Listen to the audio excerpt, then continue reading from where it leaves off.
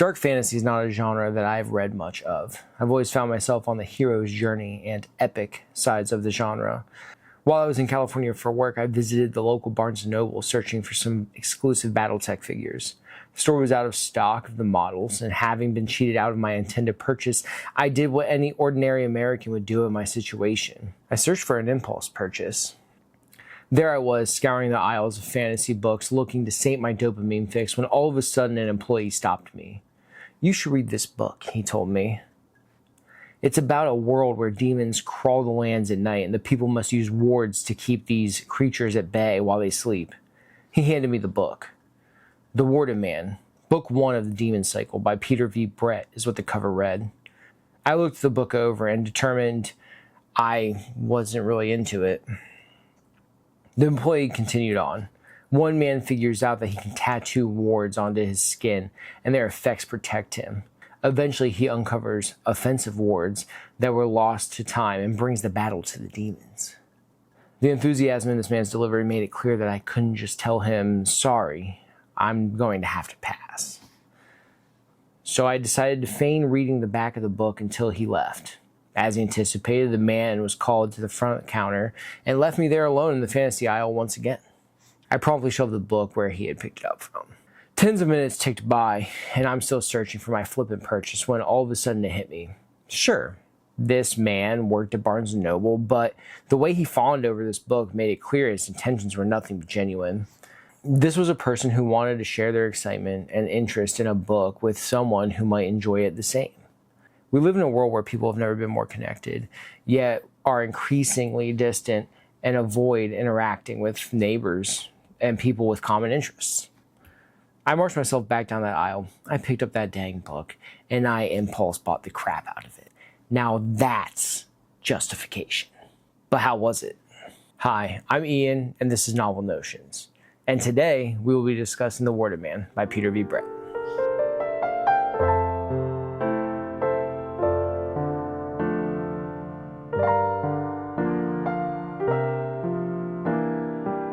Before we get into this, I just want to admit if you couldn't tell, I am attempting to use a script. I even bought a teleprompter setup, and it doesn't really work with my stuff because it's too heavy. So I have to look into that. Also, I don't really want to look into that because that's costing more money, and I have a limit.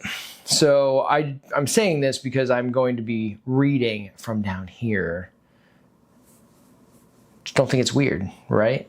Don't make me feel more self-conscious about my attempts at bringing you a more thoughtful review of a book. Appreciate ya. Anywho, with that being said, let's go into this. So this is the spoiler-free review. You're safe to see this part. The Warded Man by Peter V. Brett is a dark fantasy story that takes place in the land of Thesa.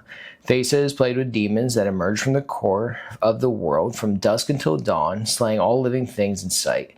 In order to survive, humanity uses magical wards to prevent their homes and settlements from being overrun by these blood-crazed creatures. Most accept this life of fear, but some refuse to stay locked behind the cages of these wards. Arlen, a young boy from a small village, imagines a life beyond fear. Leisha, an apprentice healer, struggles and fights against the expectations and assumptions of her community. And Roger, an orphaned boy, learns that music may hold an ancient power beyond entertainment. After a tragic night strikes Arlen's home, he leaves and embarks on a journey to find the secrets of lost magic, runes that hold powers that slay the demons. These three protagonists walk their own paths, but eventually they must decide whether to accept this world as it is or to fight for something more. Overall, I found The Warded Man by Peter V. Brett engaging for the majority of my experience, but as I began to near the final portion of this book, I found that the scenarios the characters experienced to be needlessly dark and exhausting, culminating into a scene that made me contemplate whether or not I wanted to finish the book. If you are someone who enjoys dark fantasy, I believe that this book would be something that you would like. Again, I was engaged for the bulk of the read. Now, with that being said, let's get into the finer details of my thoughts, aka the spoiler part. Oh, hi. I'm back. This is Cleo, my kitty. She's a good kitty. So, spoiler alert, right? Spoilers ahead. I'm going to speak with reckless abandon about this book after this point. If you're still here and you're wanting to read it, I would stop right now. Hit that watch later button. You come back, we can keep talking. However, if you do want the integrity of this story to stay intact in your mind and no bias to really be put against it, well, I mean, you're probably already past that point. You want down? What do you see? Put you down. So hear me out. You might want to read this book and you probably don't have it. Well, let's fix that. There's a couple ways you can do this. One, have you heard of the library? Yeah, you pay taxes, right? Probably. Well, those taxes go towards something called a library. This place has a bunch of books that you can go to and you can rent, right? You can borrow them for a set amount of time in which that you bring them back. If you time it on Thursdays, you could even keep it later and then you won't have to pay the late fee, but I didn't tell you that. Now, say you have a library book, but you prefer e-readers. Cool, I love that too. E-readers are very nice to have. They make reading and consuming books super convenient. Have you heard of Libby? You could download Libby, link it with your library card, and you can borrow ebooks from your library. That's awesome. And I want to go on record and say, none of that is free. Taxes are taken, you're paying for it. You should use them. Now, hear me out. Maybe you want to own the book. You're one of those people, you're like, I want to own this book and the rest of the books with it. I love that energy. Down below, I do have an affiliate link for bookshop.org. You can go and buy this book from them and 10% of that will come back to me. I want to be upfront about that, right? What's cool about bookshop.org is it is a digital storefront for local bookstores. They can come together and set up their own bookstore on bookshop.org, and you can support a random bookstore by just providing or buying through them and your money going into a profit sharing pool, or you can support one directly that's local to you because you're maybe away for work or you just don't want to go to the bookstore and you just want them to send it to you. If they are registered on bookshop.org. I say this because I would prefer for you to buy your physicals and even ebooks through them. Also though, let's just address the elephant in the room. Look, Amazon's gonna be cheaper and they're gonna probably be faster. However, right, that comes at a cost to them because books are a loss leader for Amazon. So I just think it's pretty cool and it would be better for most local businesses or most local economies if we try to support local business, right? Yeah, I'm rambling at this point. Like, comment, subscribe, do all those things. I think I've given you enough time to hit the watch later button if you don't want this book spoiled for you. So here we go, baby.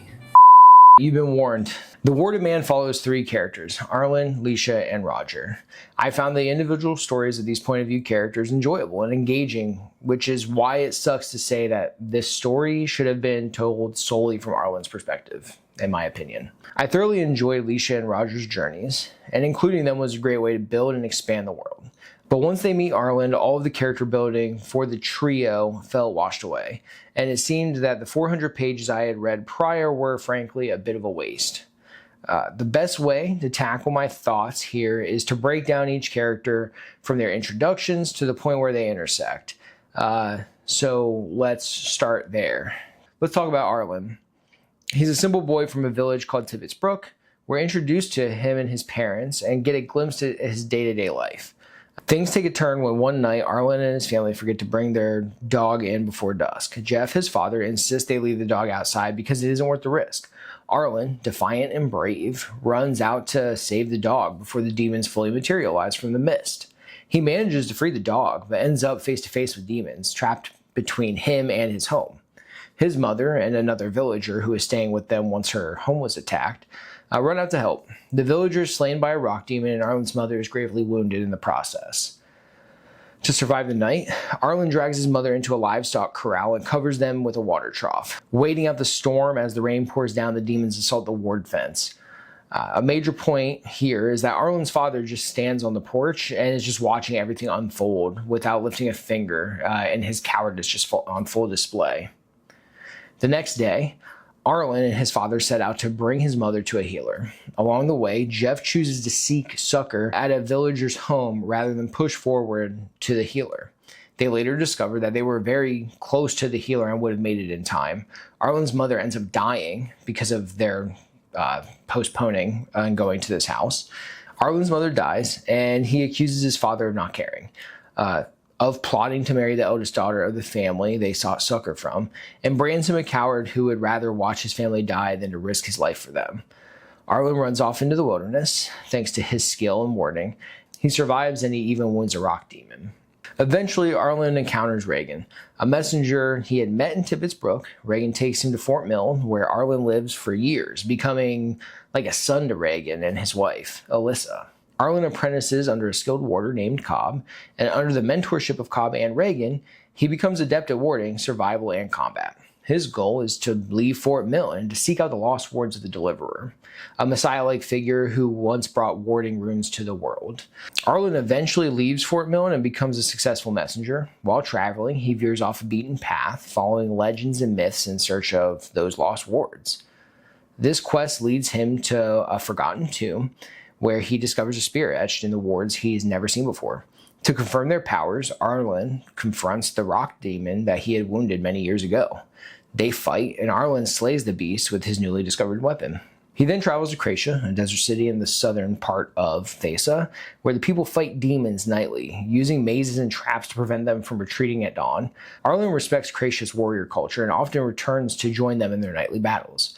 He meets the city's lead warrior, Jardir, and shows him the spear. Jardir initially dismisses it, but later witnesses Arlen's prowess in battle and sees the spear's potential. Betraying Arlen, Jardir steals the spear, believing that no outsider, even a respected one, should wield such an ancient power. He knocks Arlen unconscious, and he strands him in the desert with only a water skin. Arlen, ever resilient, survives the ordeal and reaches a messenger's oasis. This stretch of this journey has a 40 days and 40 nights feel to it. At the oasis, Arlen begins tattooing the wards of the spear onto his hands and knees.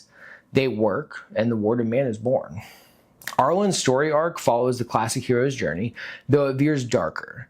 He becomes less of a traditional hero and more of a force of nature, almost animalistic. After warding his skin, he spends years killing demons indiscriminately. Legends spread of this warded man roaming the wilderness, slaying demons, though few have ever seen him firsthand. All right, next we have Leisha. Her story begins in Cutter's Hollow, a small village tucked away in the woods, surrounded by the same ever-present threat of demons that plague the rest of Thesa. Leisha is a well-mannered, intelligent young woman, raised in a toxic household, with a weak-willed father and an overbearing, manipulative mother. At the start, Leisha is engaged to Garrett, a local boy whose affection for her seems genuine, until rumors begin to swirl. A false accusation about her virtue spreads through the village, fueled by Garrett's own cowardice and need to save face. The town quickly turns on Leisha, and what little stability she had is shattered.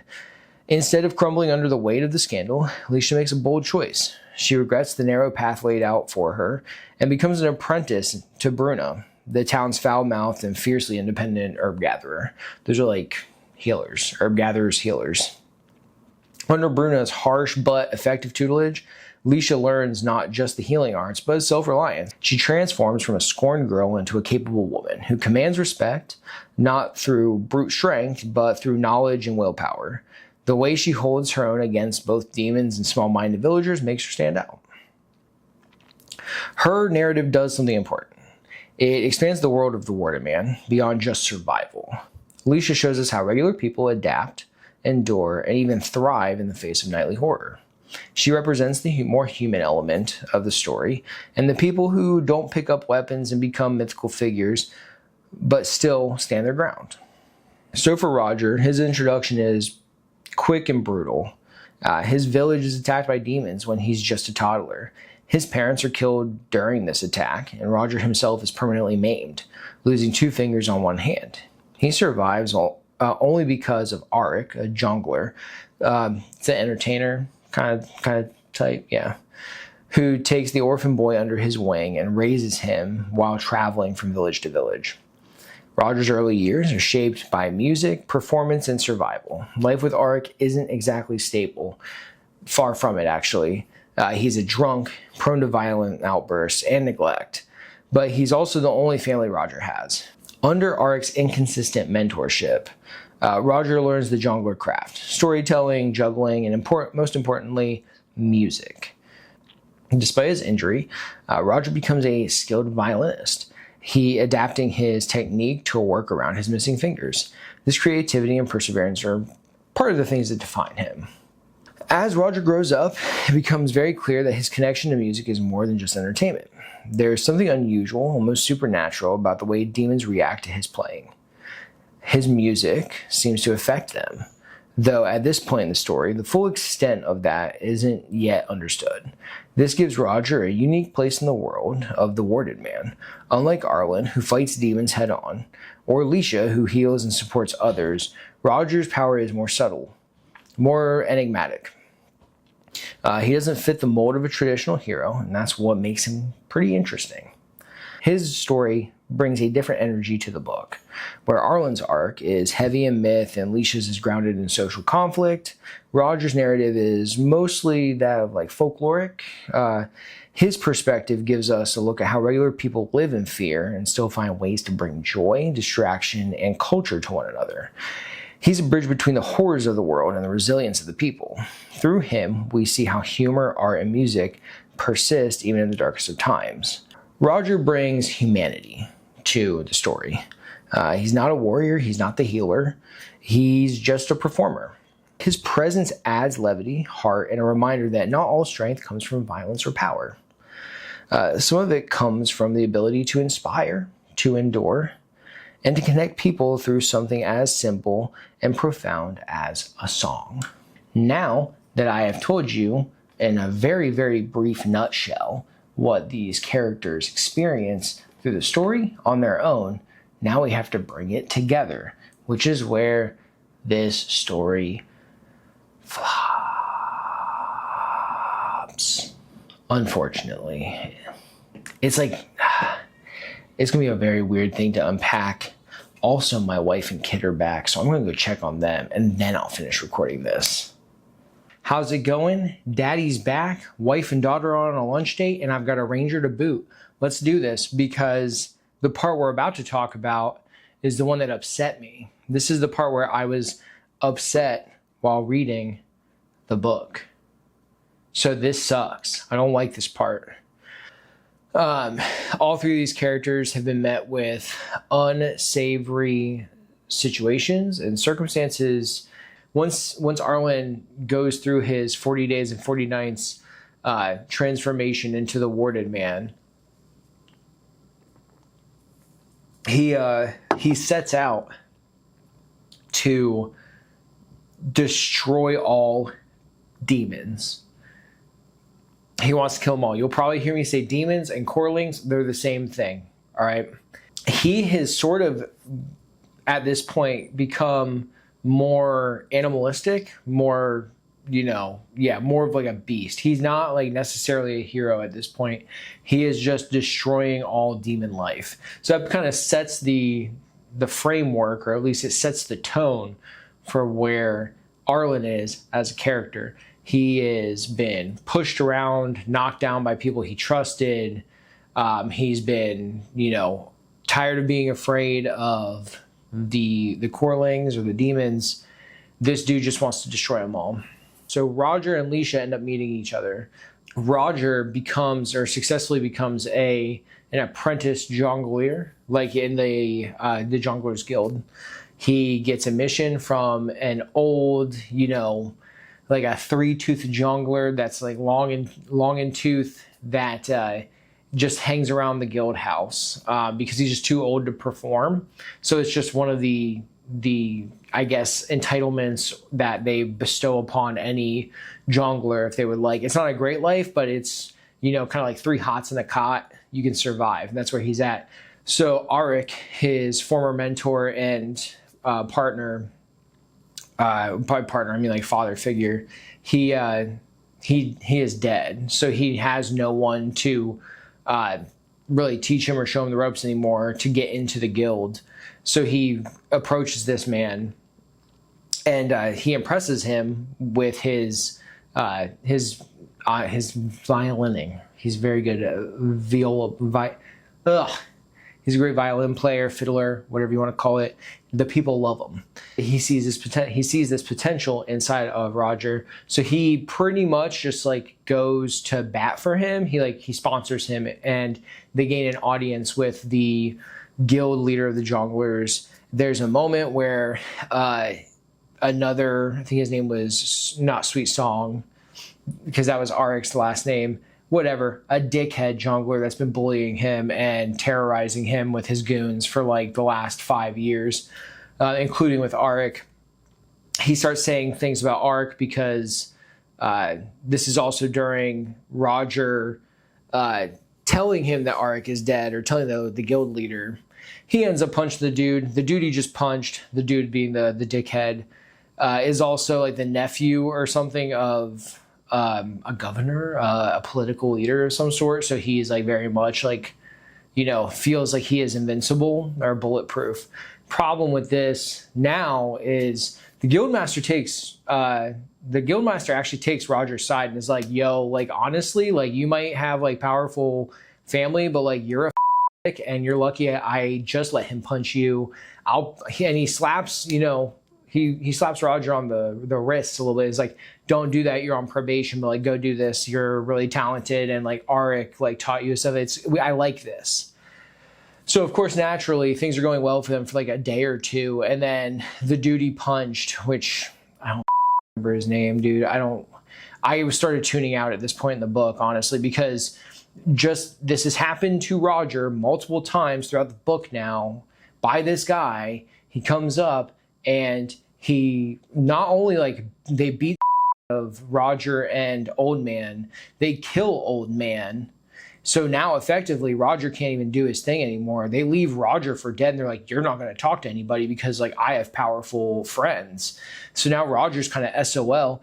He's left on the street. Some guards pick him up and bring him to a hospital where Alicia is working at. And he's been beaten to within an inch of his life. And that's kind of where they meet. Okay, that's the important part, because now Alicia, from this point, they spend like a month together because Roger is in intensive care, essentially. So he's just been hanging around, flirting with all the ladies, putting smiles on everyone's face. As he starts recovering, he doesn't have any money at this point, right? So he's just been paying with entertainment, and people have been loving it, to the point where Alicia is like developing feelings for Roger. And honestly, I know it's a little weird, but this is also like a, pretty destitute world, and life sucks. I really thought Peter was going to give them like a genuine connection. I wasn't saying that they were going to have like a moment or like have a relationship in this moment, but I knew this is a like 3 or 4, maybe even 5 book series. I was like, man, we could develop. I would be down. Like that could have been a string to get me to the next book, would be Roger and Leisha, but they didn't. Leisha needs to get back to Cutter's Hollow to help with the plague that has struck them. Roger has spent 30 days with her. They have grown close-ish because he's been entertaining the hospital that he is staying at and she works at. And he volunteers to go with her when her first attempt to find passage to Cutter's Hollow falls through, because the messenger that was going to take her is one that was kind of trying to assault her, kind of like with implied, like because he brought her to Angiers. It was another weird moment, right? Like I don't like these weird moments, but it was the weird moment that happened. But she was able to pretty much she pretty much gave him anti-Viagra for like a week, so he couldn't like get it up. So it like prevented him from like doing his thing. But this time around, like he was gonna like make her put out to start. It was honestly real. Again, this book is this too dark sometimes. Like I just don't need this much assault adjacent stuff. But now here's where we go, where she is willing to do it on her own. Her and then Roger volunteers. Roger's like, hey, like I'll come with you because I like you. I think you're real cute and like we've had good combo. Like I'll go with you. Like I want to support you. And who knows? I can probably help. Roger, I genuinely think, I think there's like this genuine interest in this angle that Peter was thinking about playing with. So lo and behold, you have a performer and you have a healer, but you don't have any muscle. And the thing is bandits are still a thing. So the two of them end up going to some hamlet. They stumble upon some brewery, some tavern, and they loose lips sink ships, baby. They tell them that that's just the two of them. They're traveling here, and then they see the guy that they're telling this to sees that they have a lot of things. And so bandits, right? They rob them on the road during the day. And this sucks because it's not just robbing them, okay? This is the part where like this story like hit the drab, dreary darkness of this book came to a head. And that is because not only are they robbed of everything, right, including the warding circle that protects them, so they are effectively left for dead, okay? But of course, Roger gets the ever-loving out of them, and while he's doing that, because he keeps getting up to protect or try to protect Leisha, because she is being exactly what you're thinking right now, right? Like, she is being assaulted, and at least Peter doesn't dwell on this part. It's very just like it's like a couple sentences. He says it happens, and it definitely follows her. It's not like it's this grotesque, like, in-depth and detailed evolution. The thing is, though, is at this point, the story bad. Am I being hyperbolic? I think I am, but like, I'm going to follow my heart. Okay, King? I am going to follow it. So the reason why I say it's bad is because at this point, right, there are some things that make sense. Obviously, after this happens, Leisha is distraught and she's trying to figure things out. I get that. Roger, he's just trying to help out, and obviously, like, it's probably really hard to console somebody that just went through that. But he's trying to do it. He's trying to find out ways of, protecting them. And then they stumble upon a hooded man, baby. Who do you think it is? Oh, I meant warded man. So yeah, I say hooded because he was in a cloak and stuff, but Arlen stumbles upon. And Arlen actually just kind of comes up and is like grunts a couple times, I think, and then like piles off. He's like not around. But then as the night goes on, Arlen comes back and is like, all right, hey, I'll save you. Save both of you. You're both going to die. But like, I'm here now, so I can kill these things. And we're going to like set up some wards, because I'm the warded man. I'm the hero. A lot of killing of demons happens. And then Arlen finds out that freaking Roger can play the fiddle and mesmerize them, and then he wants to learn how to do that, because all Arlen cares about is killing demons, and every weapon that can do it, he is trying to learn. Okay. So I think we're finally at the point where I can like talk about why I'm upset with this book. Because now at this point, they all meet up. They're all together. So it starts with Leisha, right? Because I already said she's distraught. She's trying to like process what happened to her. She's very disturbed by it. And then Arlen rolls up, who Arlen is an animal. This is the Goblin Slayer. This is weaponized autism, right? This man just kills goblins. Arlen just kills demons. That's all he cares about. He just wants to slay as many as possible. He wants to figure out how many different ways he can slay them as possible. So I say this because once they all meet up, it feels like Roger becomes the immediate sidekick. Somehow they start talking about his age. That's when Leisha finds out he's like 10 years younger. And then emotions and everything changes, which is like, okay, whatever, I get that. There's also a moment where after they survive the night, Arlen and Roger are up. And they're talking about maybe partnering up. Because, again, Arlen wants to learn how to use music to debilitate demons. And Roger sees that this guy could protect him. They can team up. He can make a lot of money, and have security, right? So when they do this, there's a proving grounds moment, or like a, show me like that you're not scared, kind of like a proving to for Roger to prove to Arlen what he's willing to do, like how he's willing to do it, right? Is he fearless, whatever. So they find the bandits that stole all of their stuff, or Arlen does. And Arlen takes Roger to where they're at night, and they're sleeping. And Roger says, we could kill them right now and take all your stuff back. And Roger's like, damn, that's kind of messed up. He's like, yeah, but like, look at what they did to you guys. And then Roger's like, yo, you got a point though. And so what they do is they don't like outright go down and like assassinate him, right? They just take the warding circle that was Roger's. They steal that and they just leave him there. And then the Corlings come and kill him. And then they just come back and take the stuff. Well, then the next morning comes, and Alicia wakes up and she sees that they have all their stuff back, and she's like, that's weird. How did you get that back? Okay. He's like, oh, I found it. And then she's like, that's kind of bullshit. So once Arlen and Roger claim all of their stuff from the bandits again, now Alicia asks, well, how'd you get that back?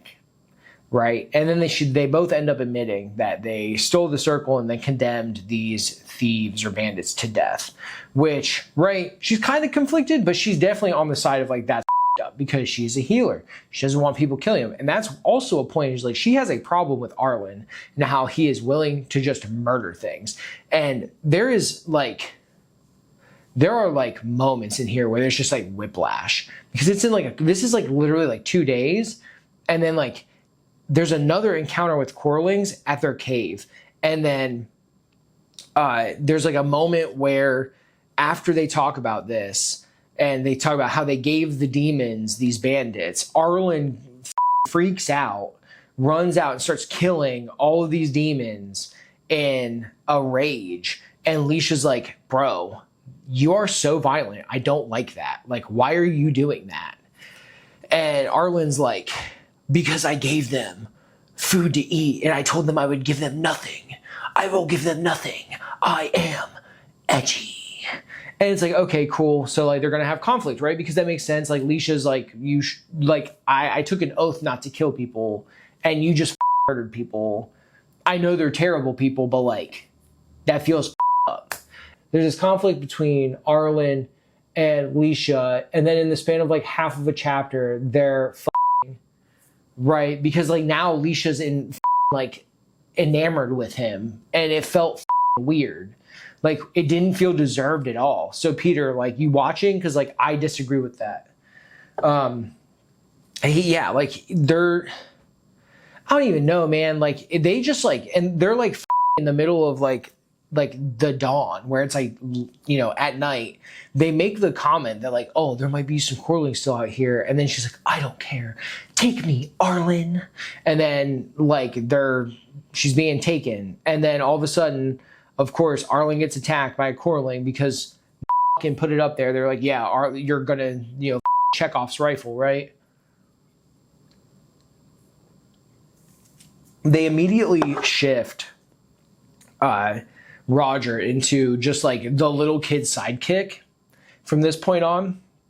Arlen now is like, in the matter of like 48 hours max, has now like went from being an animal to being like the edgy, I wouldn't even call him a heartthrob, dude. He's just like in a loincloth. He's like I said he looked like Goblin Slayer. He kind of looks like One Punch Man with just a loincloth on, with tattoos on. It just felt real weird. Like, we took these characters took a total shift from the characters that they were for 440 pages. These three characters shifted from having some pretty compelling stories to, in my opinion, becoming tropes or cliches of fantasy. Maybe not, I don't think it's dark fantasy specific, but like definitely fantasy. And I'll tell you the rest. There's a big battle in Cutter's Hollow, it gets renamed to Deliverer's Hollow because now, of course, like Arlen's the deliverer. He has all the stuff. And now, like, all Alicia wants to do is get knocked up and have his kids. And Roger's like saying in like snide remarks, like just being like, not starting, like being sarcastic, maybe start like, not really sardonic, but like he's just being like pretty sarcastic. He saves the village. And then it ends, and the Jadir, who I told you about before, he's coming back with the spear. He thinks he's the deliverer. That's the book, dude. Like, it was a real bummer after that point. I've got to say, I was bummed out. Because I genuinely, like, I enjoyed, like, 80% of it. It's like a 530-page book, 440. Yeah, that's like four-fifths. Yeah, that's over 80% probably. I was into it. I didn't think it was like the best. I was into it though. I was enjoying it. And then, yeah, like I just felt like we shifted gears into a completely different story. Or it lost its identity. It just went to the tropes of fantasy in a very generic or general way. And it didn't feel deserved to me. That's my opinion. And I don't want to dissuade you from reading this book. I was upset with it. And I've actually been upset enough that I kind of feel like I've been pushing off doing this video because I just didn't know how to address it. And I'm trying to write these scripts or have scripts and notes, and it's different than what I usually do. And it was very hard for me because I didn't think I'd be this conflicted. I thought I would like the book, which I did, but I didn't like the last part of it. Whatever, dude. Let's get to the outro. So I've said some negative things about this book. I have. And I don't disagree, or I stand by. Of course I do, because I just said them. I was pretty critical, and I think rightfully so. Also, I did enjoy the ride for the most part. So I wouldn't tell you not to read this. I actually think if you really are into dark fantasy, you will probably enjoy this a hell of a lot more than I did. But there is one thing that sort of snapped me out of the resent that I was holding for the ending of this book. And I'm going to read it now. Acknowledgements. Special thanks to all the people who test read this book. Danny, Mike, Amelia, Neil, Matt, Joshua, Steve, Mom, Dad, Trisha, Netta, and Cody. Your advice and encouragement made it possible for me to turn a hobby into something more. And to my editors, Liz and Emma, who took a chance on a new author and challenged me to exceed my own high standards. I could have never done it without you. I think I'm in this age, or eras. We talk about eras. Like, I'm in my girl dad era right now, but I'm in another era, and that's being deliberate, and it's doing things that you've been wanting to do, and following through on your goals, or at least trying to pursue them. I think it's safe to say that this was his first book, and I think that the important part was that he actually wrote it, that he actually published it, and that he had followed through with that. And I choose, and I kind of give some grace to the fact that, like, maybe the ending was shit. Maybe it was rushed. Maybe he knew that. Maybe they all knew that. But they were saying, like, hey, don't let perfection get in the way of good. I think you have a good book here, and you're learning, right? It was a hobby, right? This wasn't like he was esteemed. This isn't like his fifth book. It was his first one. The first one's the hardest. The first video is the hardest. The first of anything is the hardest. So I know I just tore into like the last portion of this book, and I was let down, and I'm allowed to have that. I'm allowed to feel like I was let down by the ending, but I enjoyed the remainder of the ride. And I just want to say that I still appreciate that this book was published and that Peter B. Brett did it, because I would like to do that one day, publish a book. And it's heartening when you see and read acknowledgments like that. I don't want to harken on too much longer. I've been here for a minute now. I will say that like, comment, and subscribe, of course, if you enjoyed the book here. Also, if you comment down below I'll give this out. Like, I'll pick someone at random. If you want to read this, I'm not going to keep this. I'm not. I kind of would do this with most of my books, right? But I think part of the idea of just kind of like, trading books or like handing them out, like, I'm kind of down to do that. And I think you might like it. So if you would like this book, okay, tell me I would like it down in the comments, and I'll just pick someone at random and I'll message you and try to like figure out what logistics there. Mind you though, I do have notes in here that I wrote because I just write in my books sometimes. So, but other than that, that's all I really have. Yeah, I mean, thank you for watching this book if you're here, or watching this book. Thank you for watching this video. If you made it this far, like, comment, subscribe, do all the things. Check out Some Damn Channel. That's where I have my friend Jared and I. We have a couple podcasts and some other projects we work on. Check them out. You might like them. Also, again, down below, I have links to the book if you would like to borrow it or buy it. You can use that. Again, I get a kickback from the bookshop.org link. But there's also a library link. Use your libraries. Libraries rule, dude. Bye. Thank you. Appreciate you. Oh, wait, no. We do this now, right? Oh, wait, no, this. Oh, wait, no, isn't it like this now? Isn't that what we do? Or I don't fucking know anymore. I'm too old for this.